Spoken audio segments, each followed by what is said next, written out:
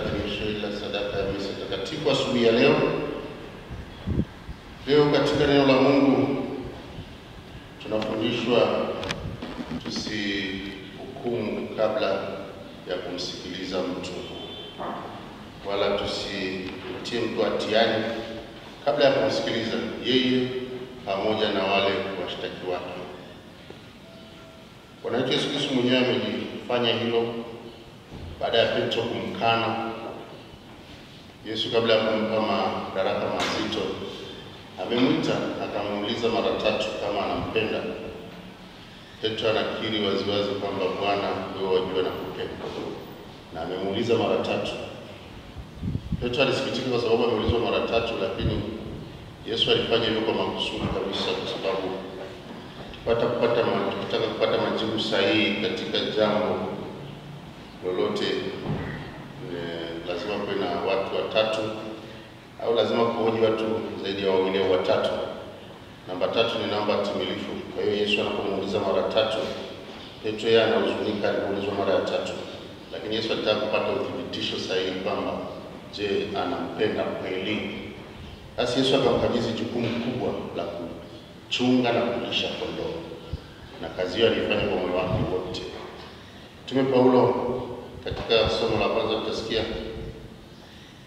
Festo anawaambia wafalme baada ya Paulo kushtakiwa kwa makosa yake kwamba sisi hatuwezi kumhukumu mtu kutokana na sheria ya Kirumi bila kumsikiliza yeye na washtaki wake.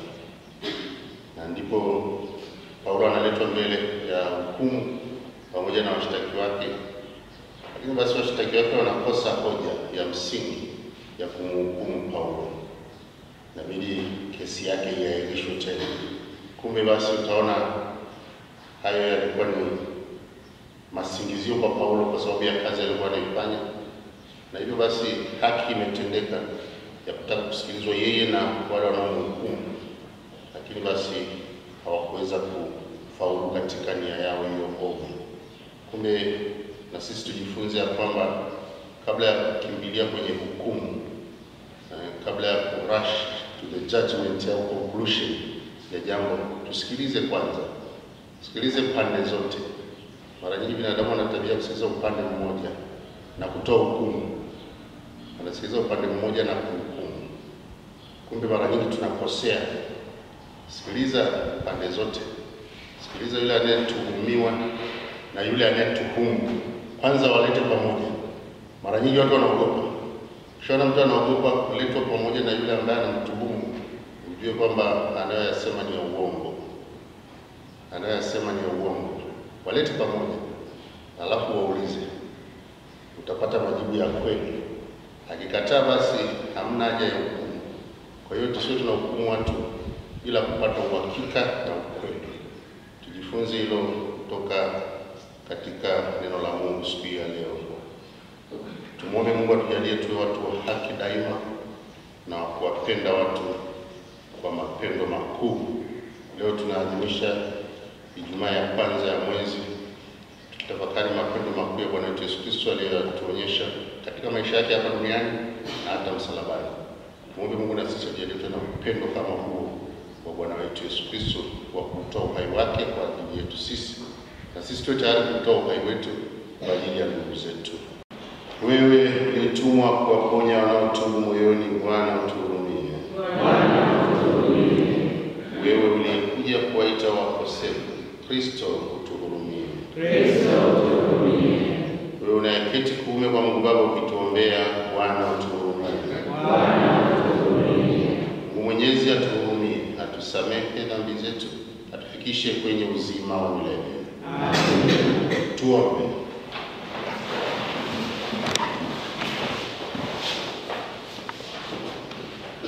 Mungu, ulitufungulia njia ya uzima wa milele kwa kutukuzwa kwa Kristo mwanao na kuangaza kwa Roho Mtakatifu. Tunakuomba utujalie ili kwa kushiriki vipaji vikubwa namna hii uchaji wetu uongezeke na tuongezwe kwenye imani kubwa zaidi. Tunaomba hayo kwa njia ya Bwana wetu Yesu Kristo mwanao, anayeishi na kutawala nawe katika umoja wa Roho Mtakatifu, Mungu daima na milele. Amen. Kitabu cha Matendo ya Mitume sura ya 25 aya ya 13 hadi ya 21. Siku zile Agripina mfalme wa Bernike walifika Kaisaria wakimwamkia Festo, na walipokuwa wakikaa huko siku nyingi, Festo akamweleza mfalme habari za Paulo, akisema, yupo hapa mtu mmoja aliyeachwa na Feliki kifungoni, ambaye nilipokuwa Yerusalemu wakuwa makuhani na wazee wa Wayahudi wakaniarifu habari zake, wakinitaka hukumu juu yake. Nikawajibu kwamba si desturi ya Warumi kumtoa mtu awaye yote kabla mtu yule aliyeshtakiwa hajaonana na washtaki wake uso kwa uso, na kupewa nafasi ya kujitetea katika mashtaka yake. Basi walipokutanika hapa sikukawia, bali siku ya pili nikaketi katika kiti cha hukumu, nikaamuru mtu huyo aletwe. Na wale waliomshtaki waliposimama hawakuwa na neno lolote baya kama nilivyodhani, bali walikuwa na maswali mengine mengi juu yake katika dini yao wenyewe na katika habari ya mtu mmoja Yesu aliyekuwa amekwisha kufa, ambaye Paulo alikaza kusema kwamba yu hai. Nami nikaona shaka jinsi ya kutafuta haki ya habari hii. Nikamuuliza kama anataka kwenda Yerusalemu ahukumiwe huko katika mambo haya. Lakini Paulo alipodai kuwekwa ahukumiwe na Kaisari, nikaamuru alindwe hata atakapompeleka kwa Kaisari. Neno la Bwana. Tumshukuru Mungu. Bwana ameketi kiti chake cha enzi mbinguni. Bwana ameketi kiti chake cha enzi mbinguni. Nafsi yangu umhimidi Bwana, naam, vyote vilivyo ndani yangu vilihimidi jina lake takatifu. Nafsi yangu umhimidi Bwana, wala usizisahau fadhili zake zote.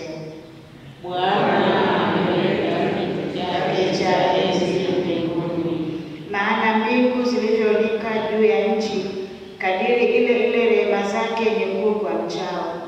Kama mashariki ilivyo mbali na magharibi, ndivyo alivyoweka dhambi zetu mbali nasi. Bwana ameketi kiti chake cha enzi mbinguni. Bwana ameweka kiti chake cha enzi mbinguni, na ufalme wake unavitawala vitu vyote. Mwimidini Bwana, enyi malaika zake, ninyi mlio hodari mtendao neno lake, kisikiliza sauti ya neno lake. Bwana ameweka kiti chake cha enzi mbinguni. Shangilio. Haleluya, haleluya, haleluya, haleluya, haleluya, haleluya, haleluya. Mkiwa mmefufuliwa pamoja na Kristo, yatafuteni yaliyo juu Kristo alipo, ameketi mkono wa kuume wa Mungu. Haleluya, haleluya, haleluya, haleluya, haleluya. Bwana awe nanyi. Somo la Injili takatifu ilivyoandikwa na Yohane. Sura ya 21 aya ya 15 hadi ya 19. Walipokwisha kula, Yesu alimwambia Simoni Petro, "Je, Simoni wa Yohane, wewe wanipenda kuliko hawa?" Akamwambia, "Naam Bwana, wewe wajua kuwa nakupenda." Akamwambia, "Lisha wana-kondoo wangu." Akamwambia tena mara ya pili, "Simoni wa Yohane, wanipenda?" Akamwambia, "Ndiyo Bwana, wewe wajua kuwa nakupenda." Akamwambia, "Chunga kondoo zangu." Akamwambia mara ya tatu, "Simoni wa Yohane, wanipenda?" Petro alihuzunika kwa vile alivyoambiwa mara ya tatu, "Wanipenda?" Akamwambia, Bwana, wewe wajua yote, wewe umetambua ya kuwa na kupenda. Yesu akamwambia, lisha kondoo zangu. Akasema, amini amini nakuambia, wakati ulipokuwa kijana ulikuwa ukijifunga mwenyewe na kwenda utakako, lakini utakapokuwa mzee utainyosha mikono yako na mwingine atakufunga na kukuchukua usikotaka. Akasema neno hilo kwa kuonyesha ni mauti gani atakayomtukuza Mungu. Naye akiisha kusema hayo akamwambia, nifuate.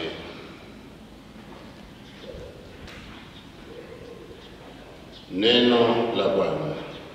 Sifa kwako Ee Kristo.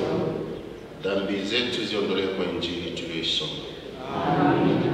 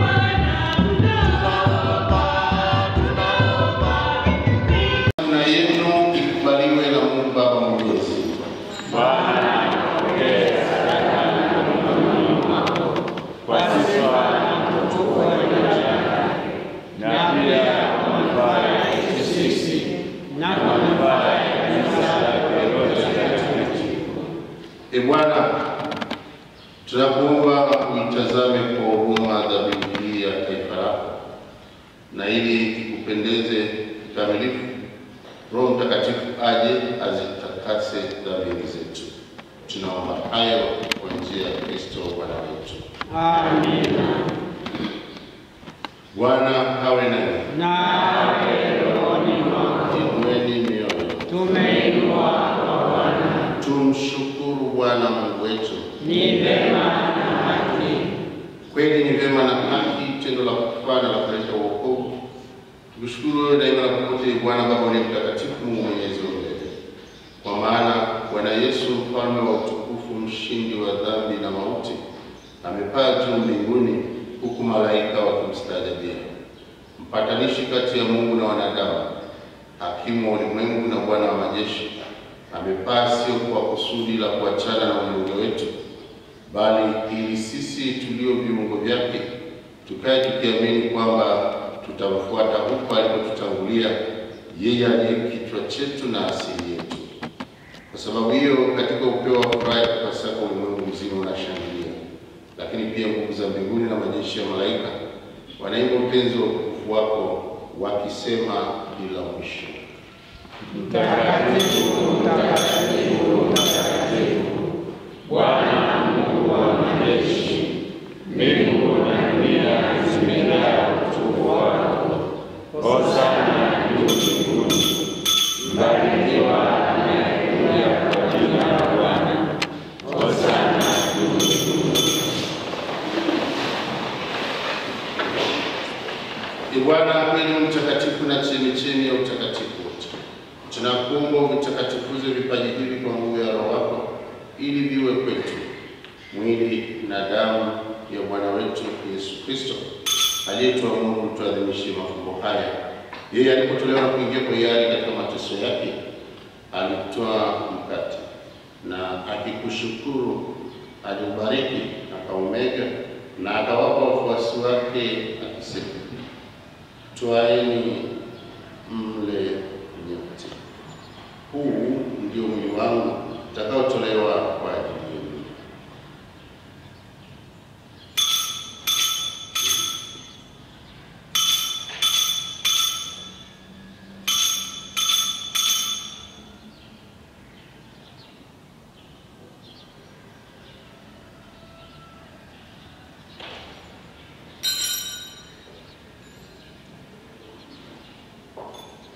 Vivyo hivyo baada ya kula akatoa kikombe, akashukuru tena, akakibariki na akawapa wafuasi wake akisema, twaeni mnywe nyote, hiki ndicho kikombe cha damu yangu, damu ya agano jipya na la milele, itakayomwagika kwa ajili yenu na kwa ajili ya wengi kwa maondoleo ya dhambi. Fanyeni hivi kwa ukumbusho wangu.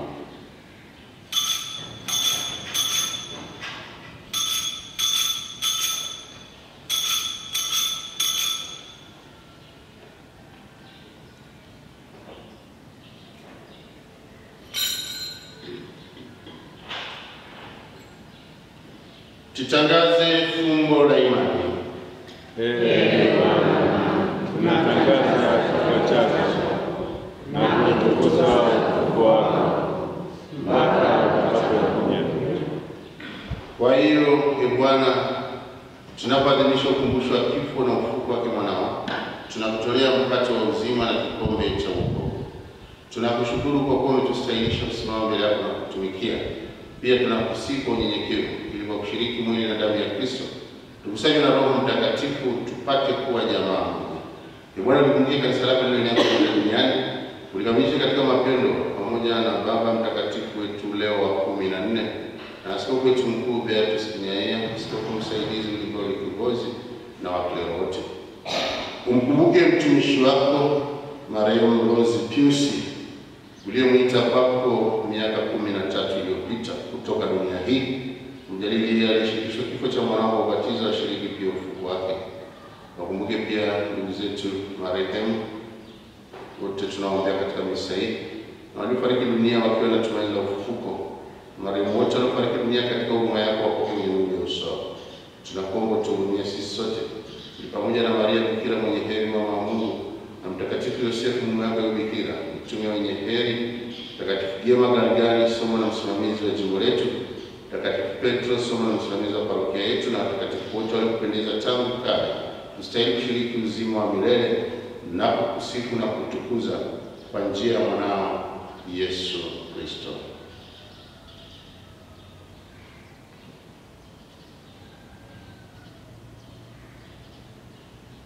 Kwa njia yake pamoja naye na ndani yake, wewe Mungu Baba Mwenyezi, katika umoja wa Roho Mtakatifu, napata heshima yote na utukufu milele na milele. Amen.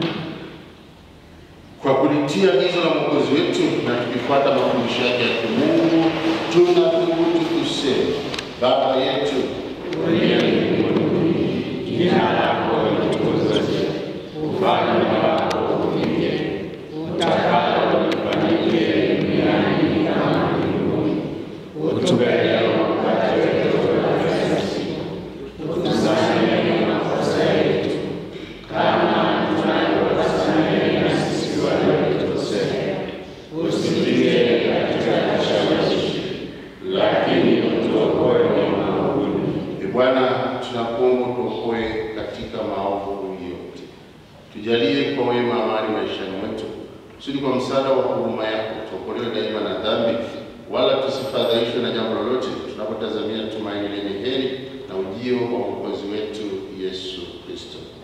Kwa kuwa ufalme ni wako na nguvu na utukufu hata milele. Ee Bwana Yesu Kristo, uliyewaambia mtume wako, amani na waachieni, amani yangu na wako, usizitazame dhambi zetu ila tu imani ya kanisa lako. Pende kulijalia amani na umoja kama yalivyo mapenzi yako, unaishi na kutawala daima na milele. Amina. Amani ya Bwana iwe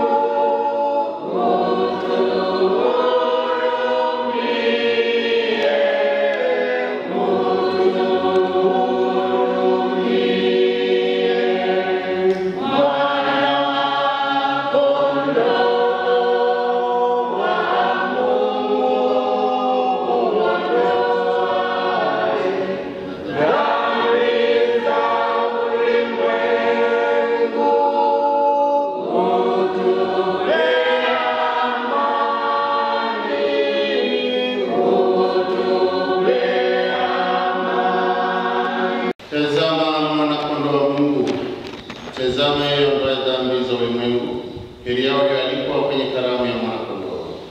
Ee Bwana, sistahili kuingia kwangu, lakini sema neno tu, na roho yangu itakuwa. Mwili wa Kristo tulinde tupate uzima wa milele. Amina.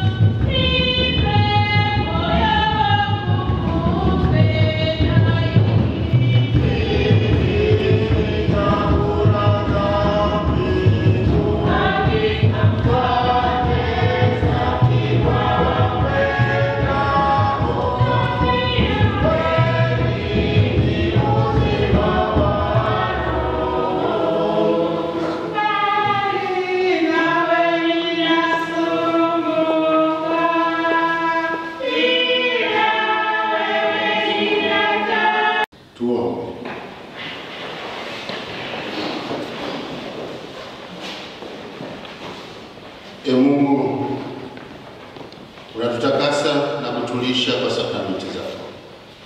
Tunakuomba tujalie ili lishe tunayopata kwa hizo sakramenti itupatie uzima wa milele.